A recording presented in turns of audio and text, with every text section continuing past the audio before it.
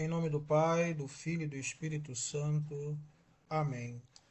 Enviai, Senhor, do alto céu, vossa luz, vossa verdade. Elas serão meu guia, me levarão até o vosso Monte Santo, até a vossa morada. Naquele tempo, muitos dos judeus que tinham ido à casa de Maria e viram o que Jesus fizera, creram nele. Alguns, porém, foram ter com os fariseus e contaram o que Jesus tinha feito. Então os sumos sacerdotes e os fariseus reuniram o conselho e disseram: O que faremos? Este homem realiza muitos sinais. Se deixamos que ele continue assim, todos vão acreditar nele. Virão os romanos e destruirão nosso lugar santo e a nossa nação. Um deles, chamado Caifás, sumo sacerdote em função naquele ano, disse: Vós não entendeis nada. Não percebeis que é melhor um só morrer pelo povo do que perecer a nação inteira? Caifás não falou isso por si mesmo. Sendo sumo sacerdote em função naquele ano, profetizou que Jesus iria morrer pela nação.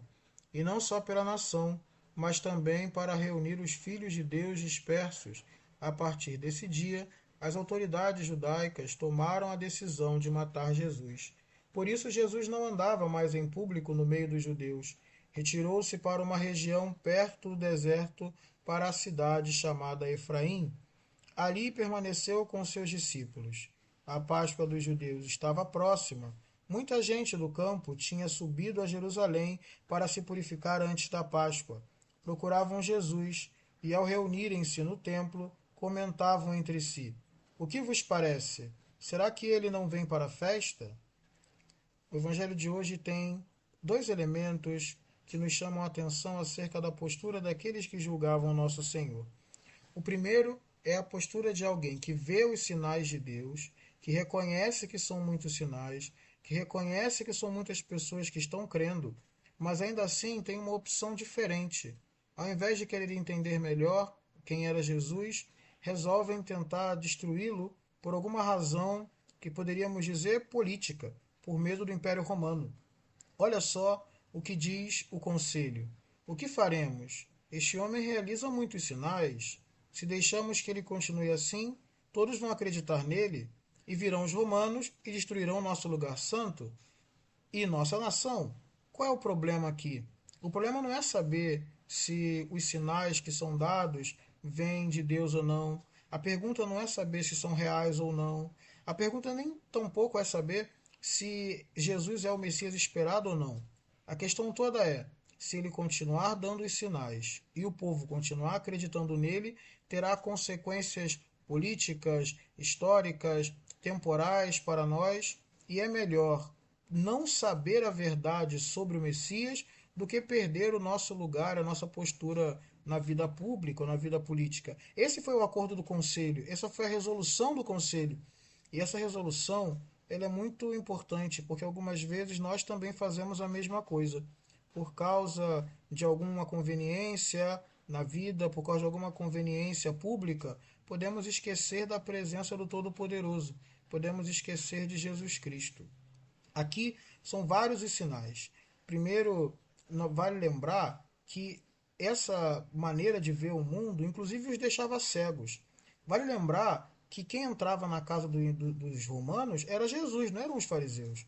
Que nosso Senhor Jesus Cristo curou o funcionário, o filho de um funcionário do rei, que ele curou o centurião, que ele curou, que ele teve contato com cobradores de impostos. Não é verdade que Jesus tinha um problema com os romanos, mas bem quem tinha problema com os romanos eram os fariseus, que xingavam a todos, falavam mal de todos.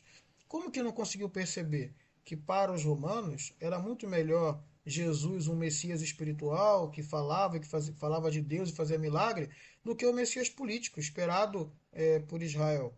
Não era evidente isso? Pois claro que era evidente, mas a inveja cega e tira a capacidade de ver até o óbvio, de ver que na realidade, politicamente, era mais interessante ser aliado de Jesus do que ser seu adversário. Só que não. No fundo, por causa da inveja, por causa da raiva, do ódio que cega os corações humanos, ao invés de encontrarem Deus, eles o perderam. Agora, existe um dado muito importante. que mesmo diante de uma escolha grave como essa, o Espírito Santo não parou de falar na boca dos conselheiros, na boca do sumo sacerdote. E aqui tem uma frase de São João que ela merece ser meditada muitas e muitas e muitas vezes. Um deles, chamado Caifás, sumo sacerdote em função daquele ano, disse: Vós não entendeis nada, não percebeis que é melhor um só morrer pelo povo do que perecer a nação inteira? E essa frase de Caifás, ela tem um misto de profecia, que foi o que São João relata logo no versículo seguinte, e um misto de pecado mortal. Na mesma frase existe uma profecia sobre quem é Jesus, sobre o mistério da cruz de Cristo que salva todo mundo, e ao mesmo tempo um pecado mortal terrível. Por quê? Porque nesse versículo 50 é a partir desse ponto que os chefes do povo decidiram que iriam matar Jesus. Ou seja, a partir daquele momento era claro para todos eles a necessidade de matar nosso Senhor, como uma deliberação de conselho. Então, essa frase de Caifás, ela dá o início, ela dá a abertura, não para um processo de Jesus, mas para a decisão de matá-lo. E é por isso que essa frase ela é um pecado mortal, porque é a frase usada para justificar, sem razão, a morte de um inocente. Por que razões? Por uma razão de justiça? Por uma razão teológica? Não, por uma razão política. Pode-se matar um inocente por uma razão política. É mais conveniente que um só morra do que uma nação inteira. Isso é um pecado mortal. Ninguém tem a menor dúvida disso, que é um pecado mortal. Só que na mesma frase onde nós encontramos um pecado mortal, e não só um pecado mortal, mas talvez o maior dos pecados mortais. Por que o maior pecado mortal? Porque não só é um pecado mortal de uma pessoa condenando um inocente à morte por uma razão débil, obviamente, mas é um pecado de condenar o inocente, condenar Jesus Cristo, o próprio Deus. Isso é terrível. Então, é o pior pecado mortal da história humana. E o que São João viu na boca dessa frase, que é o pior pecado mortal, diz assim São João: Caifás não falou isso por si mesmo. Sendo sumo sacerdote em função naquele ano, profetizou que Jesus iria morrer pela nação. São João encontrou o Espírito na boca onde todo mundo encontrou um pecado mortal.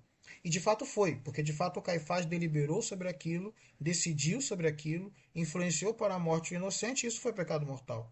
Mas o fato de um pecado grave acontecer não significa que Deus não vai tirar daquilo ali um bem infinitamente maior.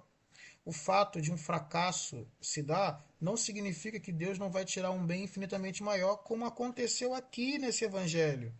Foi exatamente o que aconteceu aqui.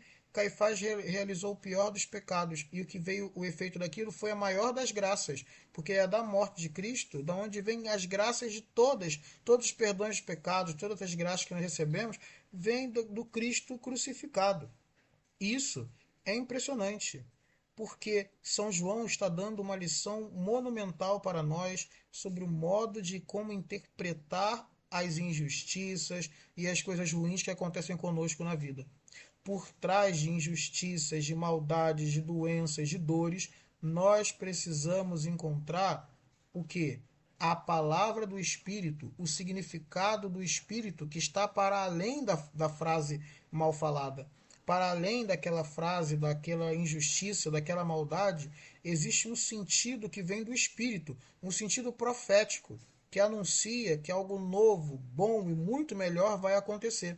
Ficar apegado a esses detalhes apenas terrenos só vale para quem acredita que vai passar a vida inteira sem nunca ter que se deparar com a eternidade, sem nunca ter que se deparar com a santidade. Por isso que certos apegos de injustiças e de males pretéritos atrapalham a evolução espiritual de uma pessoa, atrapalham tudo. E é sobre isso que São João está ensinando.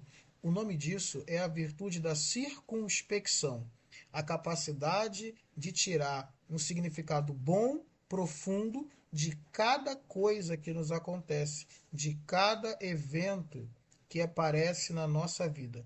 É exatamente isso que nós precisamos compreender quando acontecem coisas ruins na nossa vida. Tirar o bem daquilo onde todo mundo só encontra o mal. Que o Senhor Jesus nos ajude, que pela poderosa intercessão de São João consigamos fazer o mesmo e extrair a verdade do Espírito, mesmo quando nos deparamos com a fraqueza da carne. Que o Senhor nos ajude e nos dê a sua paz.